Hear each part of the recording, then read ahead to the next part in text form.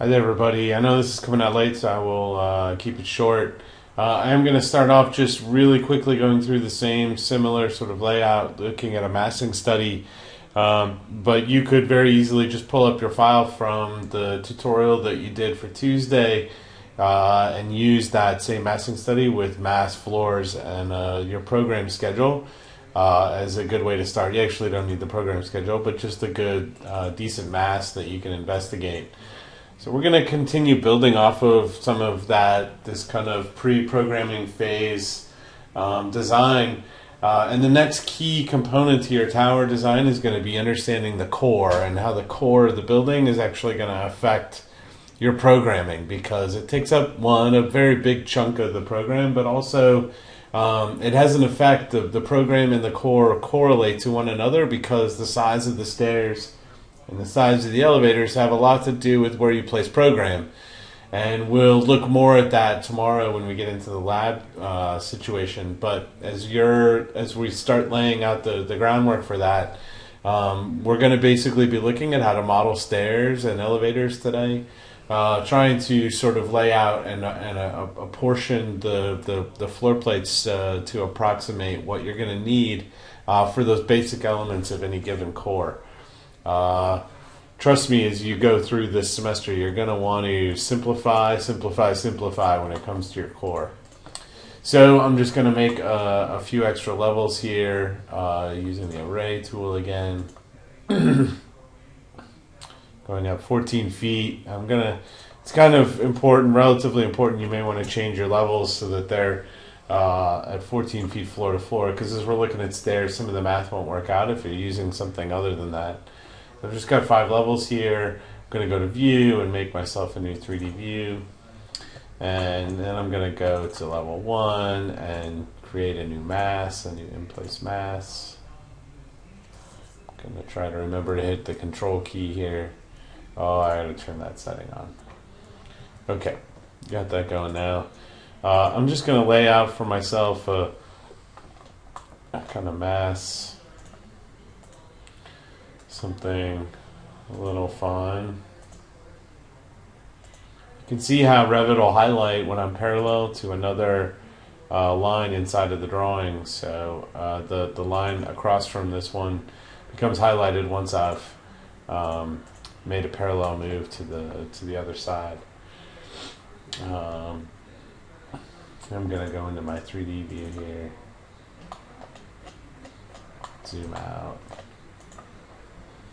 And select that boundary that I made and hit create form. This is going up to 100 feet. I really only need it to go maybe up to about 70 feet to accommodate the different levels I have.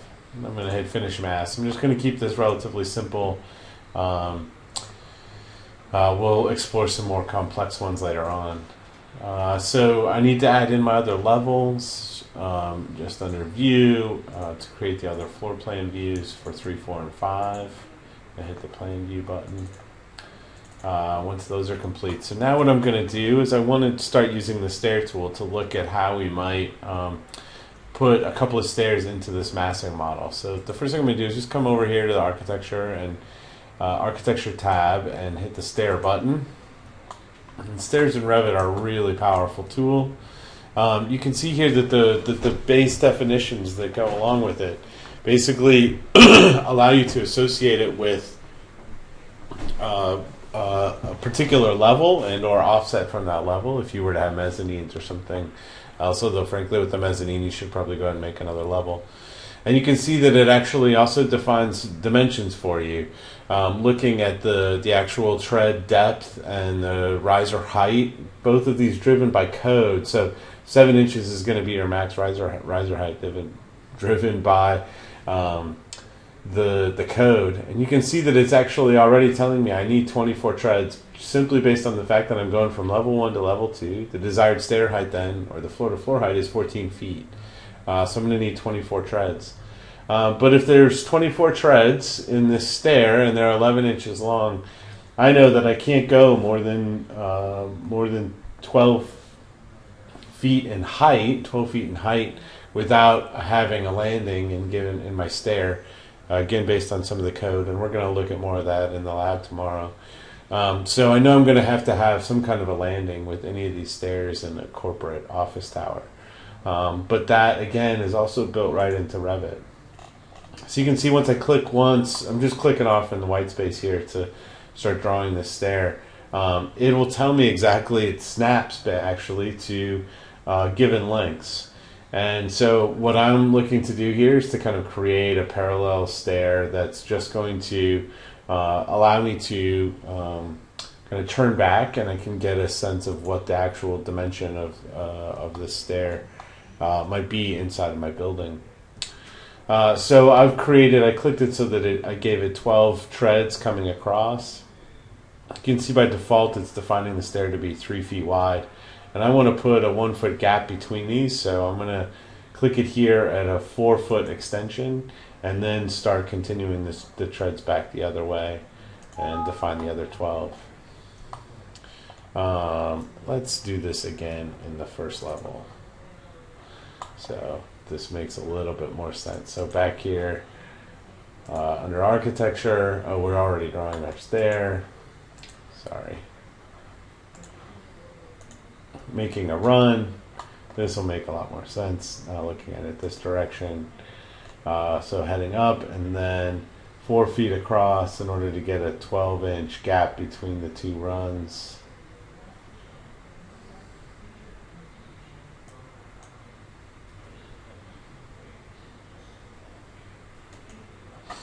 So the distance that I was getting there was actually coming across from the center line. So here you can see I've created one without a gap between them, and let's try doing another one here next to it so you can see it's actually showing me already that they're overlapping, and then we need to change the width. So let's do another one here. Oops.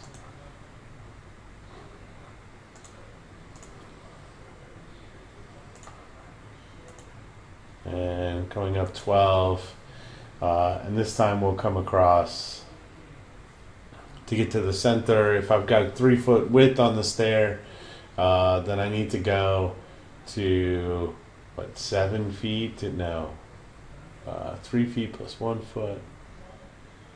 From outside to outside should be 7 feet total.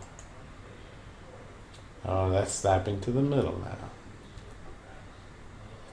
So if that's the case, then we need 3 feet plus 1 foot plus 1.5 would be 5, 6. There we go. Now we're getting it with our 1 foot gap left over. And you can see how it goes ahead and draws a landing for you, turns the corner, snaps everything. It's very intuitive tool. If I want to change the width to, say, 44 inches, which is by code the width that's necessary for an egress stair. Oops, let's not go with 44 feet.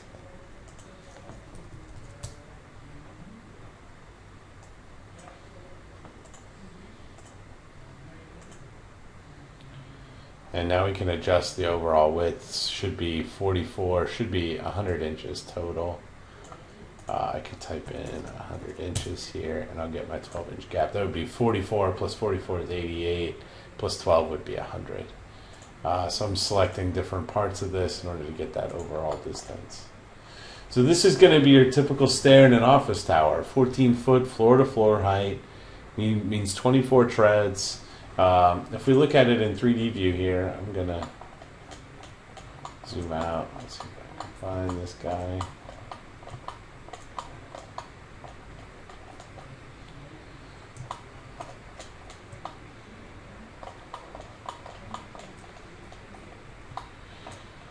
So the one thing that we're going to want to do with these stairs immediately is delete these terrible railings that it gives us in Revit. Oftentimes you're gonna find that there are terrible things that are given to you by default in Revit, and the stair railings are the highlight of those elements that are terrible to look at. We'll deal with the railings later on again, but go ahead and delete them. And typically, these stairs are going to be wrapped in a firewall, so you're only going to have a handrail coming down around the outside, and then you'll have a railing down through the middle. So stairs are relatively straightforward. Now we do know given from that what the dimensions, the overall dimensions are. Although we do want to actually measure what the length is, so we know that the width is 100 inches. I'm just going to go to annotate here and turn on the detail line, and just to get myself a line that I can use to measure this distance.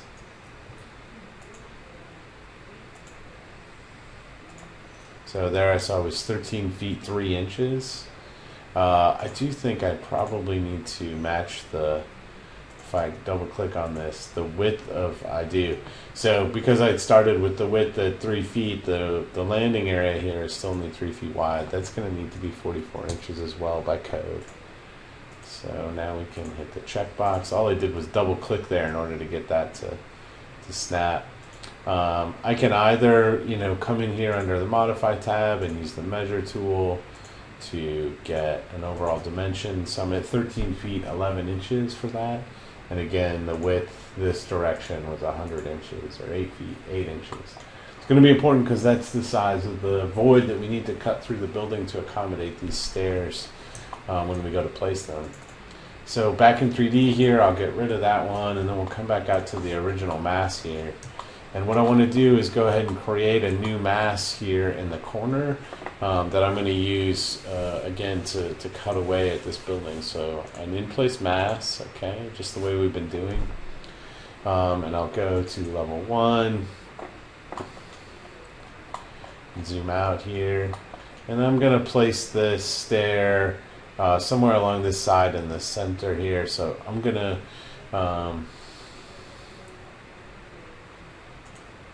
come in here and use the offset tool to actually offset from the original mass. So I actually need to draw along that edge first. So I'm just going to trace this guy and then trace this guy. And then I'll use the offset tool now to offset this. Oops.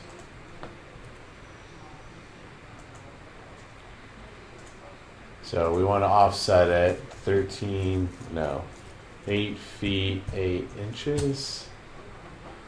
So I'm going to offset that.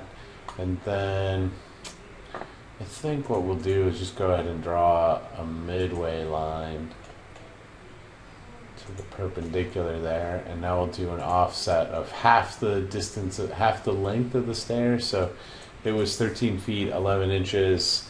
That's going to be 6 feet 11 and a half inches in each direction. And now we can do some trimming and extending to clean this up.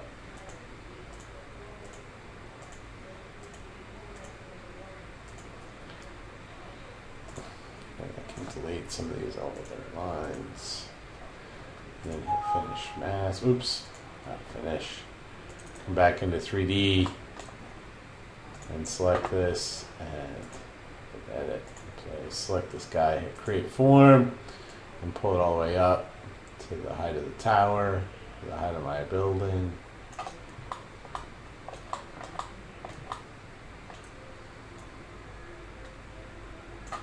There we go, get it snapped. Now I'll hit finish mask. Now I can go and use the cut tool to cut that other geometry away from the original one. Makes it a little easier to see if you turn on the shaded view here. That what I've done is cut this mass away from the original. There we go. So it's a void now up through the building. So now I've got my shaft here ready to actually place my stair up through there. Maybe this would be a lot easier if I go ahead and turn on my mass floors for this original object. So there you can see how the mass floors have been cut away by the other object. So now let's go ahead and place that stair again.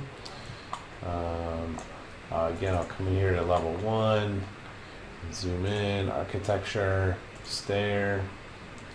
And our settings are all basically the same as we go and start drawing this guy. I want to put 12 risers in that direction. And again, we'll have to adjust these once we get it going, get it laid out there, and then we'll come back, change the width, 44 inches, 44 inches. And there's that warning about the landing depth that I should have paid attention to last time. I'm not matching up with the code.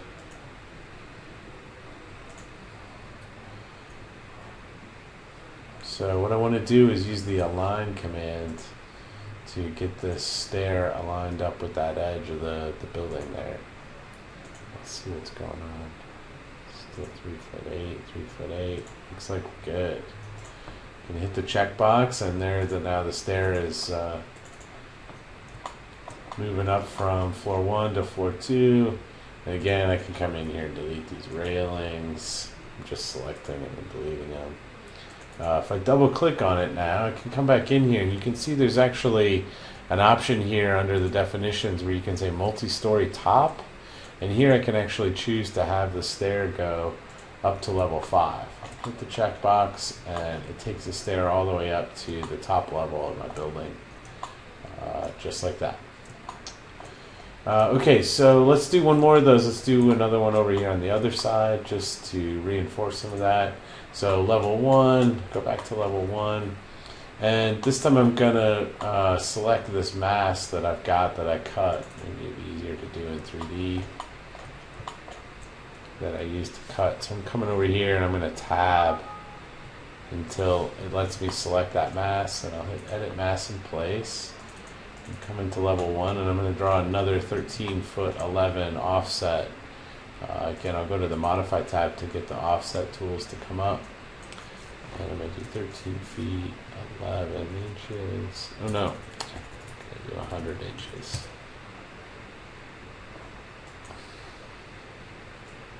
Oh, sorry, doing the same thing. All right, draw this edge first. Now I'll do the offset. This direction. Draw a midline.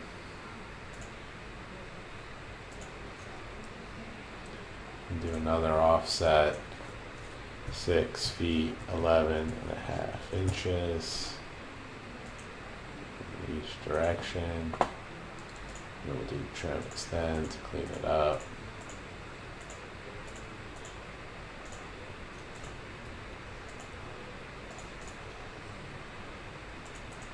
Now when I go to actually select this and make a form, come back into 3D, because I made it as part of that other geometry that was cut, it's automatically going to start cutting this mass away from the other piece. So I'll snap it up to the top here again.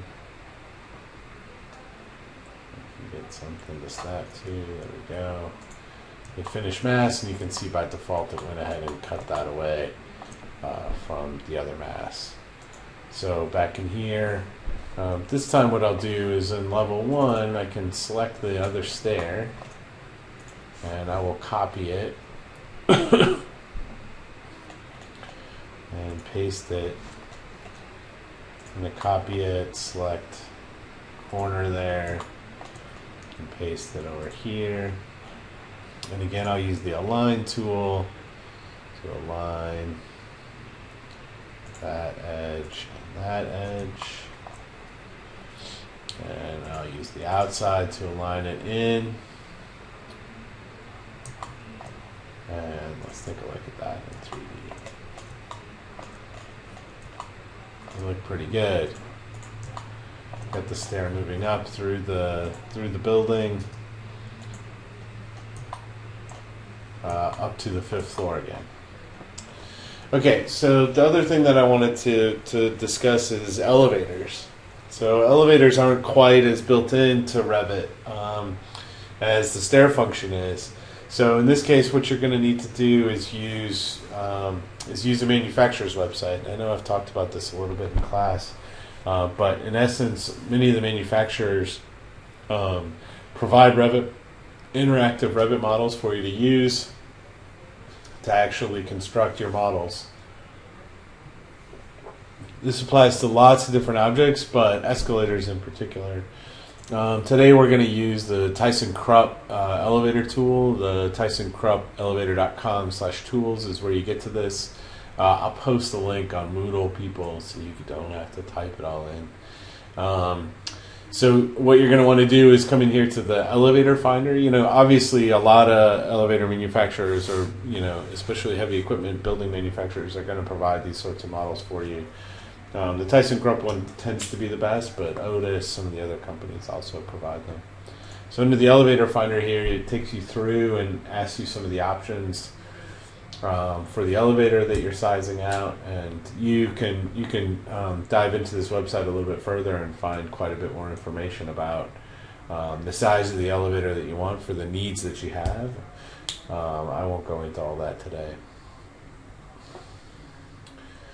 So basically you go in, it doesn't seem to be working, so I'm not going to delay it too long. Oh, there we go. So the net travel here first is the first thing that we want to define, and so I'm going to pop back out here. If I'm trying to get it to go up to level 5 here, my level 5 and my elevation is at 56 feet. So I can put that into the tool here. 56 feet, 0 inches. The speed, let's make it pretty fast, say 450. Doesn't seem to want to change to that. And the capacity, let's go with 5,000 pounds. So you can hit find. It's going to bring up an elevator for you, an elevator definition. You can see you can collect data on it. You can get drawings for it. You can get specs on it. And all of those things could be used to help frame whether this is the appropriate elevator. And you can also get a BIM model.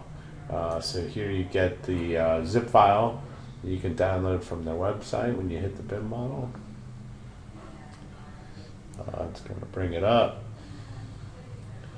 It's a zip file, so you need to extract it.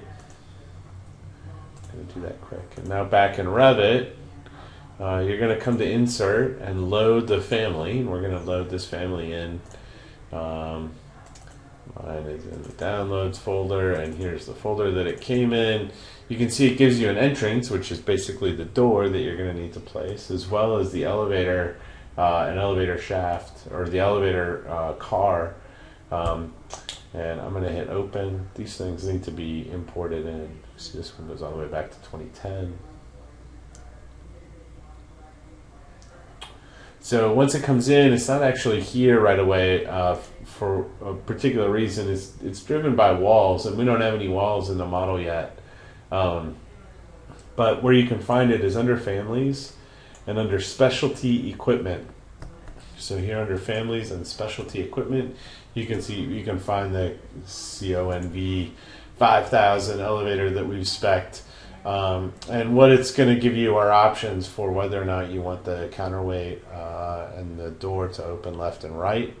So I'm just going to bring one of these in. You can see it thinks about it a little bit.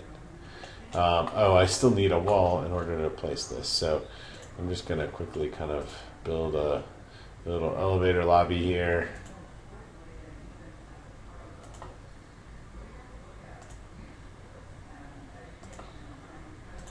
Just to use to snap the elevator to. So back down here, drag it in, and you can see by default it's snapping to these walls.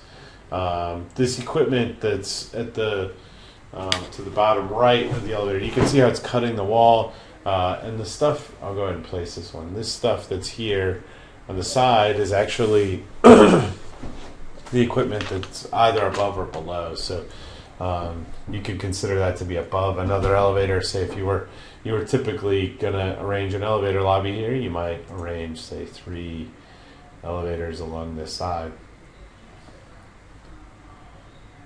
Get it here. And I might go back and adjust the spacing to get those correct.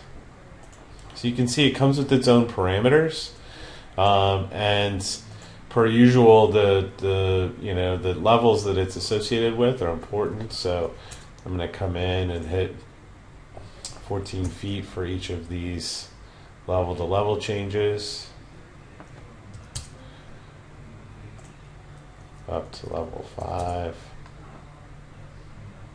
And now if I go back into my 3D view here, we can take a look at what this looks like.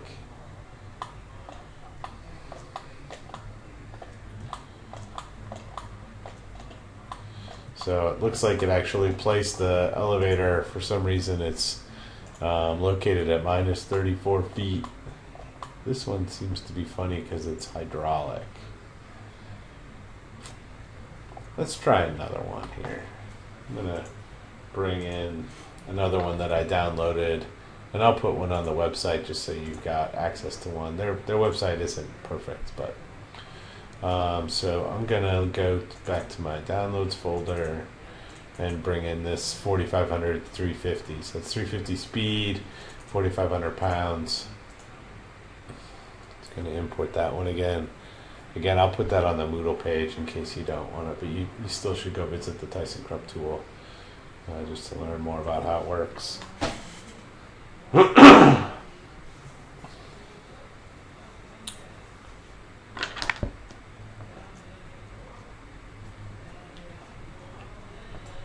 So here's our new SYN one. We'll bring that in. It's more not a it's a conventional counterweight elevator, so it's not associated with a series of hydraulic components that would go below grade. So I'll go ahead and insert one of those here onto these walls.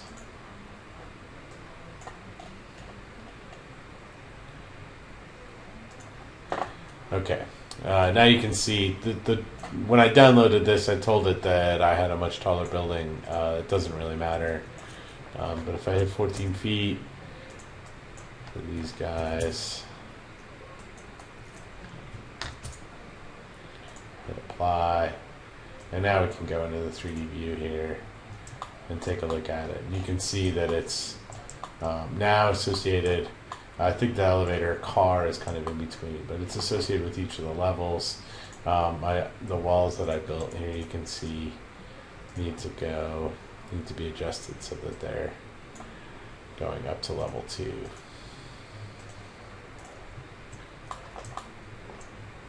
And if I want them to be on the other floors, I can go ahead and select all those, and I can do a copy and then go to level 2 and go to modify. Oh, I missed them somehow. Let's select them here in level 1, holding the control key to select the 4 walls and hitting copy, then go to level 2 and paste a line to selected levels 1, 2 through 5, and that'll give me those walls going all the way up. I still need to cut the shaft for this elevator as it goes up, and you can see I actually don't think I got it associated with I didn't get the height correct here. Stick.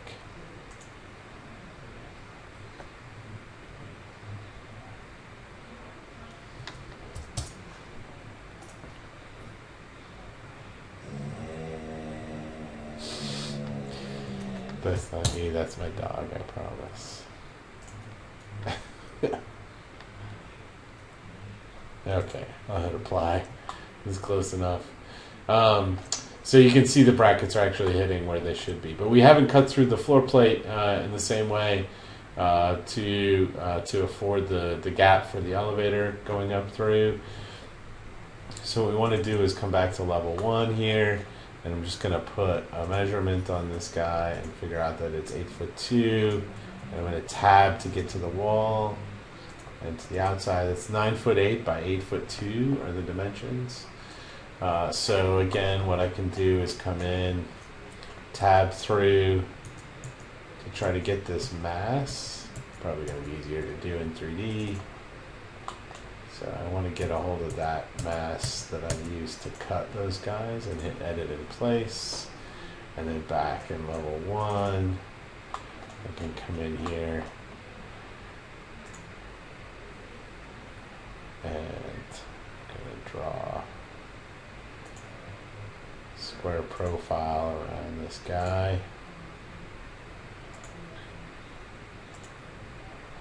And hit create form.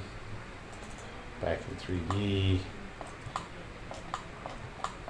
Gonna turn this back to wireframe.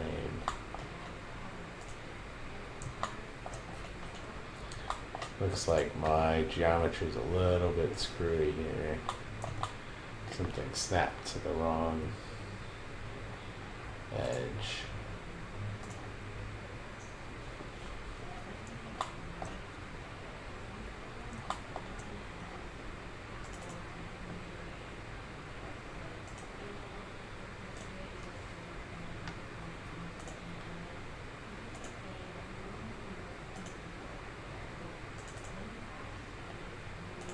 Now I've got the entire perimeter and I can hit create form and we'll make that extrusion and I'll pull it up to snap it to the top of the building, mass. And in this case I would actually theoretically want to also bring it down below grade to accommodate for the equipment that's below. I can hit finish mass and again it's going to go ahead and crop that geometry out for the elevator shaft down through the building. So I can see both that mass and the other and the hole that it's cutting down through the building. Okay, that's all I wanted to do today, just to get you a rough orientation. We're going to do more of this in the lab and talk more specifically about some of the code restrictions that go with these stairs and how we might actually use the schedule that you made. So you're going to want to make sure and bring your the model that you did of your studio project to lab. We're going to keep working on that one again tomorrow. All right, thanks. Bye-bye.